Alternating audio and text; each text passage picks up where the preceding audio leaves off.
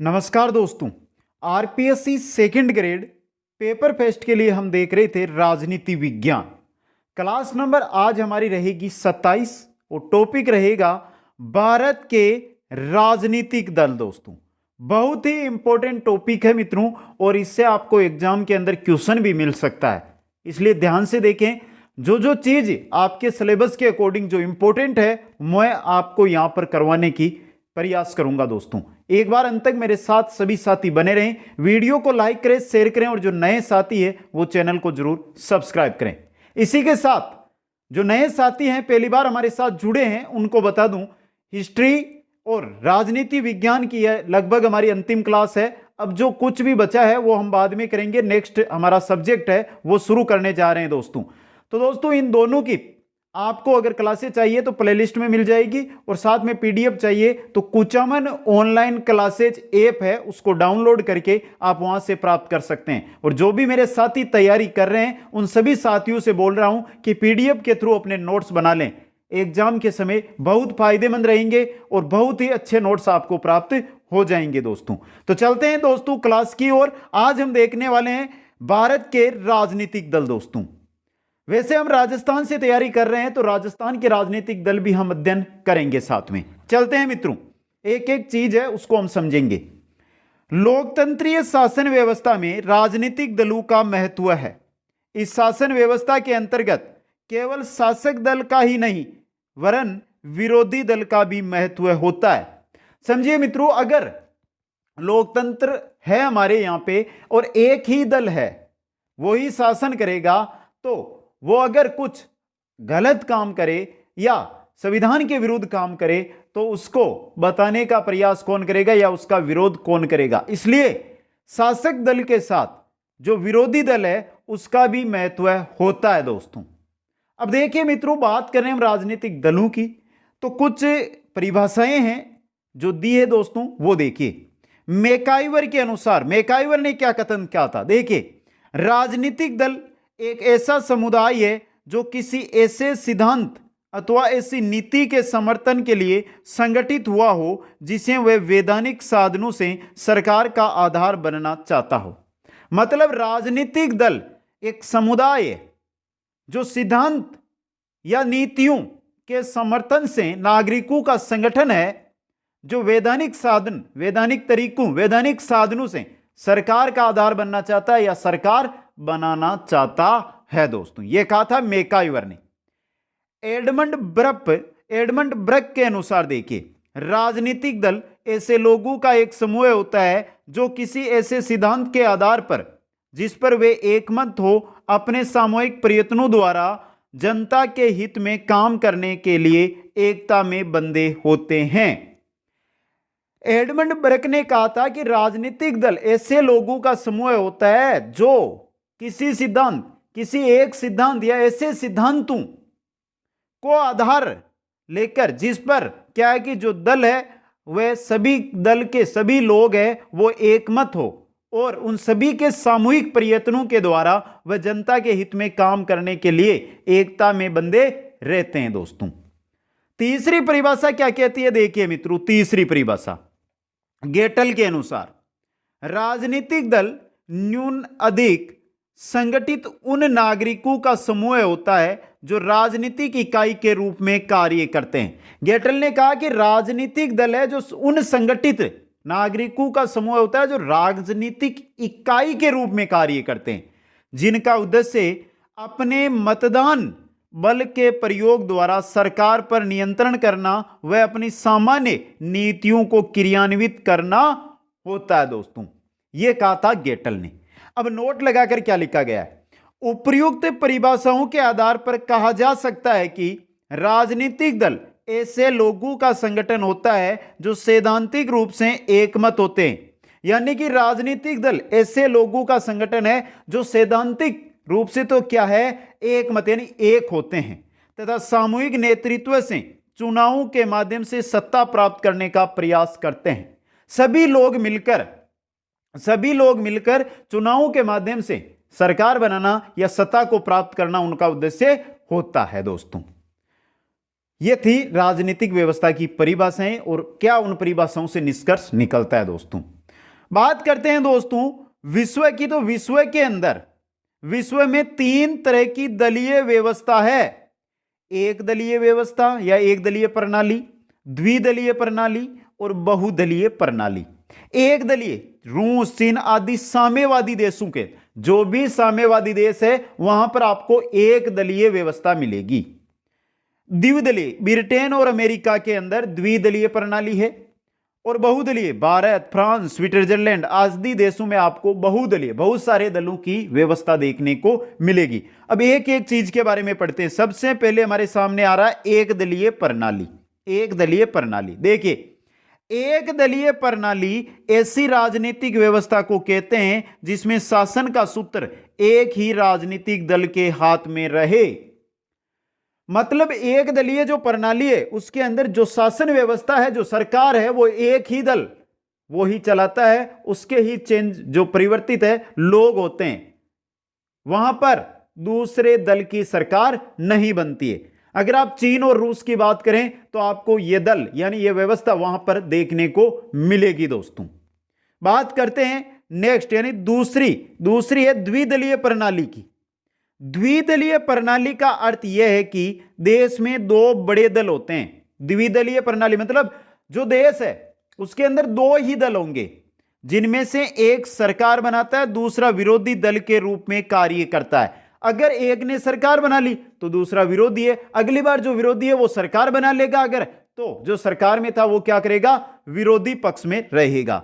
Britain और America इस प्रणाली का सर्वोत्तम उदाहरण है। ब्रिटेन अमेरिका के अंदर आप देखते हैं चुनाव, वहां के देखते हैं राष्ट्रपति चुनाव अमेरिका के आपने देखे होंगे, तो 2 ही दल के वहां पर कैंडिडेट आपको मिलते हैं, क्योंकि वहां पर द्विदलीय प्रणाली है। दोस्तों नोट देखिए, संसदीय प्रणाली द्विदलीय प्रणाली के लिए सर्वोत्तम होती है। जो संसदीय प्रणाली होती है आपकी, ये द्विदलीय के लिए सर्वोत्तम होती है, क्योंकि जब एक दल सत्तारूढ़ होता है तब दूसरा व्यवस्थित विपक्ष के रूप में कार्य करता है। दोस्तों तीसरी जो व्यवस्था है या प्रणाली है वो है बहुदलीय प्रणाली। बहुदलीय प्रणाली, जिस देश में 2 से अधिक राजनीतिक दल ऐसी स्थिति में हो कि चुनाव में उनमें से किसी को स्पष्ट बहुमत ना मिल पाए, वहां बहुदलीय प्रणाली विद्यमान होती है, और ऐसी स्थिति में अनेक दल मिलकर मिलीजुली सरकार बनाते हैं। मित्रों बहुदलीय प्रणाली जैसे हमारे भारत में हमको देखने को मिलती है, बहुत सारे दल यहां पर चुनाव लड़ते हैं। तो बहुत सारे चुनाव यानी 2 से अधिक दल अगर चुनाव लड़ते हैं और फिर जब सरकार बनाने की बात आती है तो जो स्पष्ट बहुमत होता है वो किसी को नहीं मिलता है, तो सभी दल मिलते हैं और इनमें से बहुत सारे दल मिलकर सरकार बनाते हैं। इसका सबसे बड़ा प्रॉब्लम यह रहती है कि जब भी एक दल, 2 दल, 3 दल इनमें से इधर से उधर हो जाते हैं तो सरकार अस्थिर हो जाती है, सरकार गिरती रहती है। दोस्तों France, Italy, Bharat, Belgium, Switzerland, Canada, Australia आदि देशों में आपको इस प्रकार की व्यवस्था मिलेगी, बहुदलीय व्यवस्था। दोस्तों तो ये 3 एक दलीय, द्विदलीय और बहुदलीय चीजें हमने पढ़ ली, कौन से देशों में कौन सी व्यवस्था है ये भी आपको समझ में आ गई होगी। बात हम कर रहे हैं यहां पे राजनीतिक दलों की। तो राजनीतिक दल है तो सही, लेकिन इनके काम क्या होते हैं, इनके कार्य क्या होते हैं वो देखते हैं। तो राजनीतिक दलों के कार्य मित्रों, पहला कार्य, राजनीतिक दल प्रजातंत्र का संचालन संभव करते हैं। प्रजातंत्र, लोकतंत्र का संचालन राजनीतिक दलों के द्वारा ही संचालित होता है। दोस्तों राजनीतिक दल जनता को महत्वपूर्ण समस्याओं से परिचित करवाते हैं। राजनीतिक दल जो महत्वपूर्ण देश की समस्याएं हैं, जनता की समस्याएं हैं, उनसे परिचित कौन कराता है, राजनीतिक दल। दोस्तों राजनीतिक दल राजनीतिक प्रक्रिया को स्थिरता प्रदान करते हैं। ये राजनीतिक दल होते हैं जो राजनीतिक हमारी प्रक्रिया है इसको स्थिरता प्रदान करते हैं। मिलीजुली सरकार के अंदर अगर एक राजनीतिक दल इधर से उधर हो जाता है तो सरकार स्थिर यानी हमारी राजनीतिक प्रक्रिया स्थिर हो जाती है, लेकिन ये मिलकर राजनीतिक व्यवस्था को स्थिर करते हैं। ये जनता और सरकार के मध्य कड़ी का कार्य करते हैं। सरकार है और जनता है, इनके मध्य कड़ी है कौन, अब जनता की समस्याएं सरकार तक लेकर कौन जाएगा, राजनीतिक दल के सदस्य लेकर जाएंगे, मतलब राजनीतिक दल ही लेकर जाएगा। दोस्तों ये सत्तारूढ़ दल की निरंकुशता पर रोक लगाते हैं। सत्तारूढ़ दल अगर उसके सामने विरोधी पक्ष नहीं होगा, विरोधी दल नहीं होगा, तो वो मनमाने कार्य करेगा, मतलब उसके मनमाने कार्य हैं उन पर रोक कौन लगाएगा? राजनीतिक दल, जो विपक्षी दल होते हैं। राजनीतिक दल जनता को राजनीतिक प्रशिक्षण भी प्रदान करते हैं, क्योंकि यह तो है नहीं कि एक बार जो दल के सदस्य बन गए बाकी जो जनता है वो नहीं बनेगी, बाकी जनता उनसे सीखकर ही आगे राजनीति की ओर बढ़ती है दोस्तों। इसलिए राजनीतिक प्रशिक्षण प्रदान करते हैं जनता को। सरकार के समक्ष विचारार्थ मुद्दे प्रस्तुत करते हैं। जो राजनीतिक दल होते हैं वो सरकार के समक्ष जो विचार के लिए योग्य मुद्दे हैं वो उनके समक्ष राजनीतिक दल ही पेश करते हैं। राजनीतिक दलों के माध्यम से लोगों को शासन में भाग लेने का अवसर मिलता है, नेता बनने का अवसर मिलता है। किनके जरिए? राजनीतिक दलों के जरिए ही दोस्तों। नेक्स्ट है हमारा, ये सरकार पर अंकुश रखते हैं तथा उसमें समन्वय स्थापित करते हैं। सरकार पर अंकुश राजनीतिक दल ही रखते हैं। राजनीतिक दल राष्ट्रीय एकता स्थापित करने में सहायक है। राजनीतिक दल है जो राष्ट्र की एकता है इसको स्थापित करते हैं। तो ये राजनीतिक दलों के कार्य होते हैं दोस्तों। अब देखिए मित्रों, आगे बात करते हैं हम भारत के बारे में। तो भारत में सदैव बहुदलीय व्यवस्था रही है। शुरू से लेकर, आजादी से लेकर आज तक भारत में क्या है? बहुदलीय व्यवस्था है। 1985 के दल बदल निषेध कानून के साथ राजनीतिक दल वैधानिक व्यवस्था के अंग बन गए। जब तक 1985 में जब यह दल बदल कानून नहीं आया था तब तक वैधानिक व्यवस्था नहीं थी राजनीतिक दलों की, लेकिन जब से यह कानून आया तब से जो भी राजनीतिक दल है वो क्या हो गए? वैधानिक हो गए। अगर आपने इस पार्टी से चुनाव लड़ लिया तो चुनाव जीतने के बाद आप दूसरी पार्टी में नहीं जा सकते। दल बदल कानून यही कहता है दोस्तों। 1989 में व्यवस्था की गई कि जनप्रतिनिधित्व अधिनियम की धारा 29 के अनुसार सभी राजनीतिक दलों के लिए संविधान के प्रति और समाजवाद, धर्मनिरपेक्षता तथा लोकतंत्र के प्रति निष्ठा घोषित करना जरूरी है। मतलब जो भी राजनीतिक दल है वो संविधान, समाज, धर्म, लोकतंत्र इनके प्रति निष्ठा घोषित करेगा दोस्तों। इस प्रकार अब भारत में राजनीतिक दल वैधानिक व्यवस्था के क्या बन गए हैं मित्रों? अंग बन चुके हैं दोस्तों। बात यहां पर हम करते हैं राजनीतिक दलों की। तो राजनीतिक दलों के लिए चुनाव आयोग के पंजीयन आवश्यक होते हैं। जो भी राजनीतिक दल है उसको चुनाव आयोग से पंजीयन करवाना आवश्यक होता है। यह क्वेश्चन बन सकता है कि राजनीतिक दलों को मान्यता कौन देता है? चुनाव आयोग, निर्वाचन आयोग के द्वारा मान्यता दी जाती है। चुनाव आयोग ने राजनीतिक दलों को 3 श्रेणियों बनाई है। मतलब राजनीतिक दल है इनको 3 श्रेणियों में बांट रखा है। पहला है राष्ट्रीय दल यानी अखिल भारतीय दल, राष्ट्रीय दल, राज्य स्तरीय दल और अमान्यता प्राप्त पंजीकृत दल। इनको मान्यता नहीं दी जाती है लेकिन ये पंजीकृत दल होते हैं, एक राज्य के अंदर ये अपना चुनाव लड़ सकते हैं। तो राष्ट्रीय दल, राज्य स्तरीय दल, अमान्यता प्राप्त दल। आपके इंपॉर्टेंट रहेंगे राष्ट्रीय दल और राज्य स्तरीय दल, इनके बारे में आपको अध्ययन करना है। राष्ट्रीय स्तर के जो भी दल है उनके बारे में आपको जानकारी होनी चाहिए और राज्य स्तर के अगर हम बात करें तो राजस्थान की आपको जानकारी होना जरूरी है, क्योंकि आरपीएससी आपके राजस्थान की भर्ती है, राजस्थान से रिलेटेड इसके अंदर क्वेश्चन ज्यादा बनेंगे दोस्तों। तो सबसे पहले चलते हैं हम राष्ट्रीय दलों की ओर। राष्ट्रीय दल मित्रों, बात करते हैं राष्ट्रीय दलों की। किसी दल को राष्ट्रीय दल की मान्यता के लिए आवश्यक शर्तें क्या है ये देखिए। 3 शर्तें आपके सामने, शर्तें 2 ये, तीसरा तो नियम है जो मैं बाद में बात करेंगे। पहले देखिए, गत लोकसभा यानी अगर कोई दल है जो राष्ट्रीय दल की मान्यता के लिए चुनाव आयोग के समक्ष जाता है तो उसके लिए क्या आवश्यक है? देखिए, पहला, गत लोकसभा यानी पूर्व लोकसभा या विधानसभा चुनावों में संबंधित दल के उम्मीदवार 4 या अधिक राज्यों में, यानी गत लोकसभा या विधानसभा चुनाव के अंदर वो 4 राज्यों के अंदर, 4 या 4 से अधिक भी हो सकते हैं लेकिन 4 राज्य होने आवश्यक है।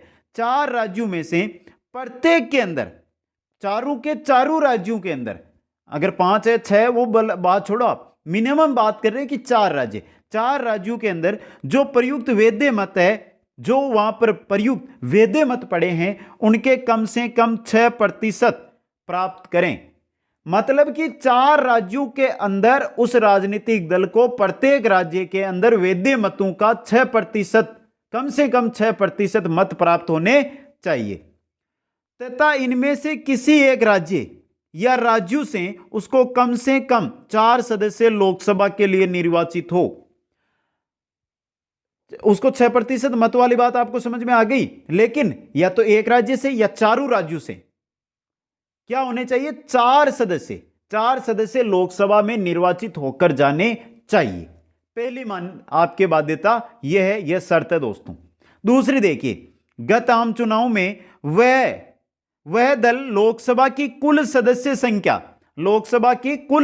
संख्या के कम से कम 2% स्थान, मतलब कम से कम 11 सीटें 3 राज्यों से प्राप्त किए हो।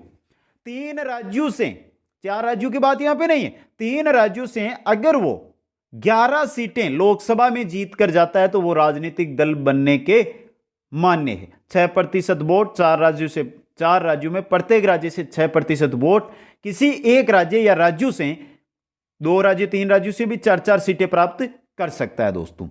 तो एक राज्य से उसको 4 लोकसभा सीट, और उसको क्या करनी चाहिए, कम से कम 11 सीटें, चाहे कितने ही राज्यों से जीत कर जाए, 11 सीटें जीत कर जाना जरूरी है। समझे मित्रों, 2% स्थान मतलब 11 सीटें होती है कम से कम 3 राज्यों से। यह नहीं है कि एक राज्य से ही जीत कर चला गया, 3 राज्यों से, 3 अलग अलग राज्यों से वो 11 हो सकती है, कुल मिलाकर 11 होनी चाहिए दोस्तों। आगे है, राष्ट्रीय दल को एक विशेष चुनाव चिन्ह आवंटित होता है जिसे वह पूरे भारत में प्रयुक्त कर सकता है। जैसे ही ये शर्तें जो हमने पहली और दूसरी देखी, ये शर्तें कोई दल पूरी कर रहा है तो उसको चुनाव चिन्ह दे दिया जाएगा, जिसको वो पूरे भारत में प्रयुक्त करके वहां से चुनाव लड़ सकता है दोस्तों। अब बात करें भारत की, तो भारत के अंदर वर्तमान के अंदर मित्रों कितने राजनीतिक दल है उनकी बात करते हैं। भारत के अंदर वर्तमान में 8 राष्ट्रीय राजनीतिक दल है दोस्तों। कितने हैं, 8 राष्ट्रीय राजनीतिक दल है। कौन कौन से हैं, नाम पहले पढ़ लो, बाकी चीजें बाद में। पहली है इंडियन नेशनल कांग्रेस, दूसरा है कम्युनिस्ट पार्टी ऑफ इंडिया, तीसरा है कम्युनिस्ट पार्टी ऑफ इंडिया। ये जो कम्युनिस्ट वाली पार्टी है मित्रों, वो अलग अलग पार्टियां हैं दोनों ये। Bharatiya Janata Party, Baspa, All India Trinamool Congress, National Congress Party, National People's Party, NPP। अब दूसरी और तीसरी आपको सेम आ गई ना, तो दोस्तों जो तीसरी है इसके आगे लगेगा कम्युनिस्ट, कोष्टक के अंदर कम्युनिस्ट लगा हुआ होता है। जो इंडियन नेशनल कांग्रेस यानी कांग्रेस पार्टी, प्रतीक चिन्ह है हाथ, इसकी स्थापना हुई थी 1885। भारत की सबसे प्राचीन पार्टी जो वर्तमान में अस्तित्व में है वो कांग्रेस पार्टी ही है दोस्तों। 1885 में कांग्रेस की स्थापना हुई थी। कांग्रेस के प्रथम अध्यक्ष बने थे WC बनर्जी, और वर्तमान में अध्यक्ष है स्थायी रूप से, वो है सोनिया गांधी दोस्तों। बात करें कम्युनिस्ट पार्टी ऑफ इंडिया की, तो बाल यानी कि गेहूं की बाली नहीं होती है क्या, वो बाल और हसिया, 1925 में इसकी स्थापना हुई। एमएन रॉय प्रथम अध्यक्ष थे और डी राजा वर्तमान अध्यक्ष है। जो कम्युनिस्ट कॉमरेड पार्टी कहते हैं ना, कम्युनिस्ट पार्टी ऑफ इंडिया यानी कॉमरेड पार्टी, हथौड़ा, हंसिया और सितारा, इनका है क्या, चुनाव चिन्ह। 1964 में इसकी स्थापना हुई। ज्योति बसु, MS नंबूदरीपाद प्रथम अध्यक्ष थे। ज्योति बसु और MS नंबूदरीपाद प्रथम अध्यक्ष थे, और सीताराम येचुरी वर्तमान के अंदर कम्युनिस्ट पार्टी ऑफ इंडिया के अध्यक्ष हैं। भारतीय जनता पार्टी का चुनाव चिन्ह है या प्रतीक है कमल। 1980 में जो भारतीय जनता पार्टी है इसकी स्थापना हुई। प्रथम अध्यक्ष बने अटल बिहारी वाजपेयी, और वर्तमान अध्यक्ष है JP नड्डा दोस्तों। बात आगे करते हैं बसपा की।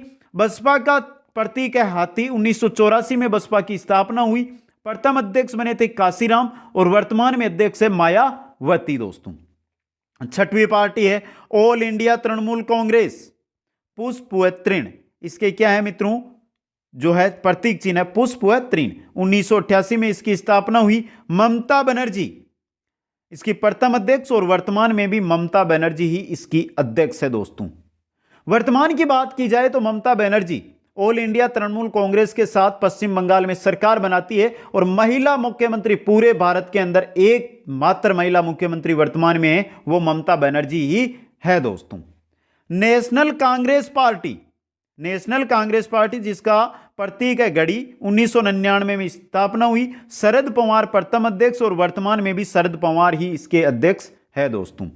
नेशनल पीपुल्स पार्टी एनपीपी, चुनाव चिन्ह है बुक, 2013 में स्थापना हुई। पीएस संगमा प्रथम अध्यक्ष और वर्तमान अध्यक्ष है सीके संगमा दोस्तों। तो यह है 8 राजनीतिक दल, राष्ट्रीय राजनीतिक दल। स्क्रीनशॉट ले लें, एक बार मैं सही कर दूं, स्क्रीनशॉट ले लें जिससे आसानी से आप इनको बाद में 2 बार रिवीजन कर सकें। अब बात करते हैं मित्रों हम राज्य स्तरीय दलों की। राज्य स्तरीय दलों के अंदर मित्रों हम सिर्फ और सिर्फ बात करेंगे आज राजस्थान की। पहले हम देख लेंगे कि राज्य स्तरीय दल की मान्यता कैसे मिलती है उसके लिए। तो राज्य स्तरीय दल वर्तमान में 52 है और बदलते रहते हैं मित्रों, आंकड़े हैं जो वो चेंज होते रहते हैं, लेकिन क्वेश्चन इससे नहीं बनकर आएगा कि राज्य स्तरीय दल वर्तमान में भारत में कितने हैं, क्योंकि क्वेश्चन पूछा और अगर उसी दिन नया राजनीतिक दल बन गया तो कैसा हो सकता है। देखिए राज्य स्तरीय दल की मान्यता के आधार क्या क्या है। देखिए राजनीतिक दल, जो राजनीतिक दल है वो विधानसभा के गत आम चुनाव यानी विधानसभा के जो चुनाव है उसमें राज्य विशेष यानी किसी राज्य में कुल प्रयुक्त वैध मतों का, किसी राज्य में जो मत है कुल वैध मत है उनका कम से कम 6% प्राप्त कर ले। अगर राजस्थान की बात करें तो राजस्थान के अंदर कोई राजनीतिक दल अगर राज्य स्तरीय दल बनना चाहता है, चुनाव आयोग के द्वारा मान्यता लेना चाहता है राज्य स्तर की, तो उसको वहां पर जो वैध मत है उनका 6% विधानसभा चुनाव में प्राप्त करना आवश्यक है तथा उसे उस राज्य विधानसभा में कम से कम 2 स्थान प्राप्त हो। मतलब 6% तो मत हो और 2 स्थान यानी 2 एमएलए उसके बनने जरूरी है। तो दूसरी शर्त क्या है मित्रों? दूसरी शर्त देखिए, वह राजनीतिक दल विधानसभा के गत आम चुनाव में विधानसभा के कम से कम 3% स्थान या कम से कम 3 स्थान, इन दोनों में से जो भी अधिक है वह प्राप्त कर ले। मतलब अगर पहली तो यह शर्त है कि वो कुल वैध मतों का किसी राज्य में 6% प्राप्त करे और 2 सीटें वहां से निकाले, 2 एमएलए बनाए। दूसरी है कि अगर वो वहां पर 3% मतलब जैसे राजस्थान में 200 सीटें हैं तो 6 सीटें यहां से निकालें और या इनमें कम से कम 3 स्थान पर वो चुनाव जीते, इनमें से कोई भी एक पूरा करता है तो वो क्या बन सकता है? राज्य स्तरीय राजनीतिक दल बन सकता है। वर्तमान में राजस्थान के अंदर एक राज्य स्तरीय दल है, तो बात कर लेते हैं राज्य स्तरीय दल की। राजस्थान का राज्य स्तरीय दल है राष्ट्रीय लोकतांत्रिक पार्टी आरएलपी दोस्तों। चुनाव चिन्ह है इसका बोतल, अध्यक्ष है इसके हनुमान बेनीवाल, प्रथम और वर्तमान अध्यक्ष हनुमान बेनीवाल ही है दोस्तों। इसकी स्थापना हुई थी 29 अक्टूबर 2018 को। तो आरएलपी नया है, इसके बाद चुनाव हो रहा है। पहला ही यानी कि जो राष्ट्रीय लोकतांत्रिक पार्टी का जब गठन हुआ है उसके बाद ये पहली एग्जाम सेकंड ग्रेड की आ रही है, तो इंपॉर्टेंट ये क्वेश्चन आपके लिए बन सकता है कि राष्ट्रीय लोकतांत्रिक पार्टी एक राज्य स्तरीय दल है राजस्थान का, तो इसकी स्थापना कब हुई? ये क्वेश्चन आपके लिए बन सकता है, इंपॉर्टेंट दोस्तों। तो राज्य और राष्ट्रीय लेवल के जो हमारे हैं दल उनके बारे में हमने पढ़ा। राजनीतिक दलों की ये क्लास आपको कैसी लगी कमेंट करके बताएं, लाइक करें, शेयर करें। जो नए साथी है चैनल को जरूर सब्सक्राइब करें और सभी साथियों से कहना चाहता हूं कि आप प्ले स्टोर पर जाकर Kuchaman online classes app download करके सभी साथी नोट्स प्राप्त कर लें। आप सभी को बहुत बहुत धन्यवाद। जय हिंद, जय भारत।